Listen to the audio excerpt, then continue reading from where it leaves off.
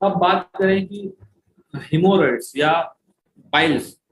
Piles से जब हम बात करते हैं तो यूजुअली लोग मस्सा या फिर कोई ऐसा चीज जिससे ब्लड जा रहा है ऐसा, लेकिन अगर जब हम एनोरेक्टल डिजीज की बात करते हैं तो पाइल्स एक बीमारी होती है।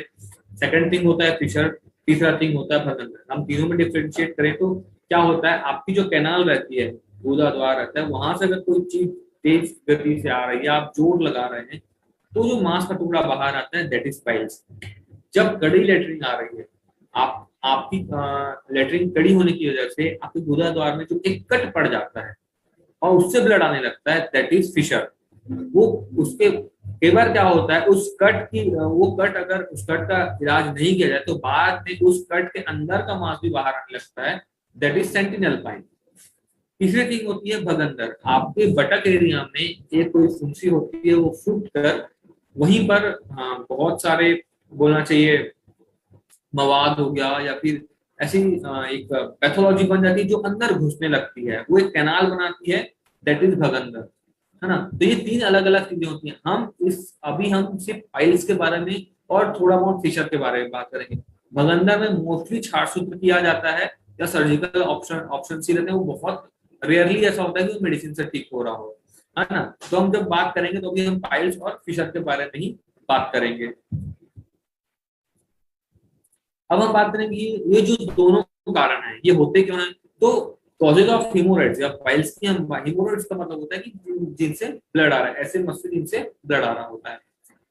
कॉजेज ऑफ हिमोराइड में सबसे पहला देखेंगे स्ट्रेनिंग है। हम बहुत से लोग क्या करते हैं, सुबह उठते हैं, पानी पियेंगे एक दो गिलास, वॉक करेंगे और बैठ जाते हैं मोशन को जाकर, और वो ताकत लगाते हैं जो उसे दांत करके ताकत लगाएंगे, that is the thing straining, प्रवाहन जिसको बोला जाता है संस्कृत। आप जब ऐसा जोर लगाते हैं तो बाय डिफॉल्ट आप अपनी हथेलियों को मजबूरी में उनको बढ़ाने को बोल रहे होते हैं। जो भी मूवमेंट आ रहा होता है उसको आप एक्सेप्ट नहीं करके अपना एक्स्ट्रा प्रेशर लगा रहे होते हैं।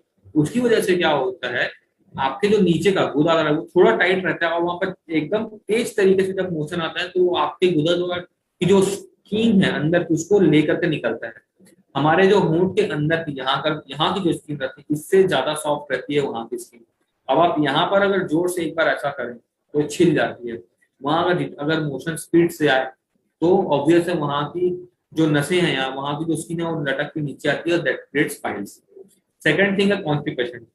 बहुत समय से जब आदमी फ्रेश नहीं हो पाता है या फिर कड़ी लेटरिन होती है तो वो भी ऐसे ही इफेक्ट शो करती है और आपको पाइल्स होता है। थर्ड थिंग है एजिंग। एक एज के बाद में जो पेरिस्टाल्टिक मूवमेंट है, जैसे मैंने पहले जब कब्जहर चूर्ण में बताया, पेरिस्टाल्टिक जो मूवमेंट है उसको कमजोर हो जाता है। सेकंड थिंग, हमारी स्किन लूज होने लगती है। जब हमारी बाहर की स्किन लूज होने लगती है तो अंदर की स्किन भी लूज होती है, तो जल्दी ही बाहर आने लगती है।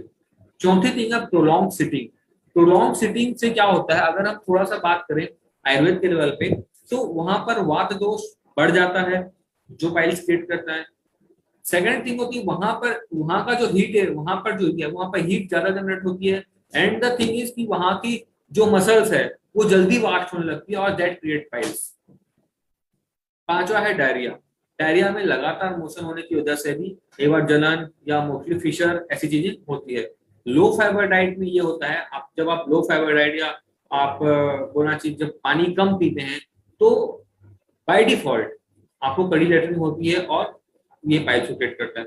प्रेगनेंसी में क्या होता है, पेट बड़ा हुआ होता है, आपकी हथेलियां थोड़ी सी दबती हैं और उनको जगह कम मिलती है जिसके कारण से कड़ी लेटरिन या कॉन्स्टिपेशन या स्ट्रेनिंग होकर के पाइल्स क्रिएट होते हैं, है ना। इसके बाद में बात करें कि हम लोगों ने जब ग्रो पाइल्स के सोल्यूशन के लिए जब ग्रो पाइल्स को बनाया हुआ था तब हमारा मन था कि हम दोनों पाइल्स पे एक साथ काम करें, लाइक बादी पे भी और खून वाले पाइल्स पे भी, दोनों पर एक साथ हम काम करें। तो गो पाइल्स का जो एक्शन आता है उसमें हम बात करें, it is an Ayurvedic formulation composed of several herbs that comprehensively work to provide symptomatic relief from discomfort associated with piles and fistulas. It also helps in management of discomfort like itching, swelling, pricking caused by piles. तो इसमें जो fistula का जो discomfort है, आपको जो बैठने में तकलीफ होती है, जो वहां पर एनल रीजन में जो तकलीफ होती है उसको तुरंत गो पाइल्स हटाता है। सेकंड थिंग, इसमें सुई चुभने वाली पीड़ा या खुजली बहुत ज्यादा इचिंग वाली पीड़ा या बोलना चाहिए सूजन हो जाती है, उन चीजों को गोपाल तुरंत कम करता है। ये हमारा बोला कि साइड इफेक्ट है, ये हमारे एक्स्ट्रा इफेक्ट है, साइड इफेक्ट नहीं बोलना चाहिए, हमारे एक्स्ट्रा इफेक्ट है। इसके अलावा जो मेजर कॉज है जैसे कॉन्स्टिपेशन है या बॉल मूवमेंट का लो हो जाना या वहां की जो नसें हैं या वहां की जो मसल है वहां का उन चीजों को भी गोपाल काफी अच्छी तरह से मेंटेन करते हैं। अब इसमें देखें कि इसमें है क्या क्या, तो बकेन है, सूरण दैट इज जिमीकन, चव्य है, हवबेर है, हरड़ है, निशोथ है, नागकेशर है और दारू हल्दी है। इसके अब बात करें बेनिफिट्स क्या क्या आते हैं, तो इचिंग नहीं होगी, इरिटेशन, इन्फ्लेमेशन मैंने जस्ट पहली स्लाइड में बताया। इसके बाद में आपको डाइजेशन को अच्छा करेगा, भूख बढ़ाएगा, बाउल मूवमेंट जो पेरिस्टाल्टिक मूवमेंट है उसको अच्छा करेगा, वात और कफ दोष को कम करेगा। तो ये आपकी जो इवोक्यूशन मतलब जो मोशन की जो प्रोसेस है उसको काफी इजी और पेन फ्री बनाता है, जिसकी वजह से उस एरिया में जो भी पैथोलॉजी बन रही है वो उसको डेवलप होने का चांस ही नहीं मिलता और इजीली वहां पर एक क्लियर पाथवे बनता है जो अपने मोशन को बाहर एक्सप्लोर आउट कर जाता है। फिर फोर्थ थिंग है ये आपके वहां पर जो रेक्टम एरिया में या एनल एरिया में जो नसों की वजह से या जिस मसल की वजह से ब्लीडिंग हो रही है उस चीज को रोकता है, या कई बार ऐसा होता है लोअर रेक्टम इतनी इरिटेशन होती है कि ब्लीडिंग होती है, उसको भी रोकता है। इसके बाद में जैसे मैंने बताया कि बहुत ज्यादा जलन, बहुत ज्यादा इचिंग या बहुत ज्यादा स्वेलिंग को भी डायरेक्ट कम करता है। अब इसमें बात करेंगे कि हमको गो पाइल्स को लेना कैसे कैसे है। तो गो पाइल्स को दो दो गोली दिन में 2 बार खाने के बाद नहीं अच्छे रिजल्ट आते हैं। अब बिना खून वाले मतलब बादी बवासीर है उसमें 2 गोली दिन में 2 बार खाने के बाद लें गर्म पानी के साथ में, उसके पहले आप गैसोफ्री एडप्ट करें। ये दो दवाइयों से ही पाइल्स बहुत आराम आ जाता है। इसके साथ में हमको सिड्स बात करना होता है। सिड्स बात कैसे करेंगे, एक बड़े टब में पानी भर लेंगे, थोड़ा जितना आप बैठ सकें, गुनगुना पानी भरना है, उसमें 1 चम्मच तेल 1 चम्मच हल्दी डाल के वहां पर सिड्स बात करना है, मूल बंध लगाना है। आपके जो गुदा द्वार को उसको ऊपर खींचना होता है, छोड़ना होता है, ऊपर खींचना होता है, छोड़ना होता है। इससे क्या होता है, स्नेहन छेदन होता है, हल्दी की वजह से एंटीबैक्टीरियल प्रॉपर्टी शो होती है और वहां पर एक सिकाई जैसा मूवमेंट होता है। तो वो उस जो सूजन है, जो पाइल्स के मसल की सूजन है उसको कम करता है।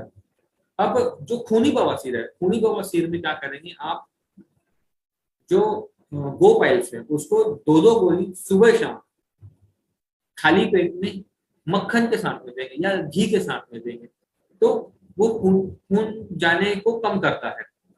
सेकंड थिंग, आपको जब किसी को पाइल्स की डाइट देंगे तो आपको ये बताना है उनको कि उनको तेल मिर्च मसाला चना खट्टा नहीं खाना है, जितना हो सके फाइबर खाना है, सलाद खाना है और लाइट डाइट लेनी है जो इजी डाइजेस्ट हो, और थोड़े ऐसे व्यायाम करने हैं जो अच्छे रहें, मतलब हल्की फुल्की वॉक हो गई या नॉर्मल जो स्कूल में पीटी सिखाई जाती है वो करें, तो उससे भी काफी अच्छे रिजल्ट हमको शो होते हैं।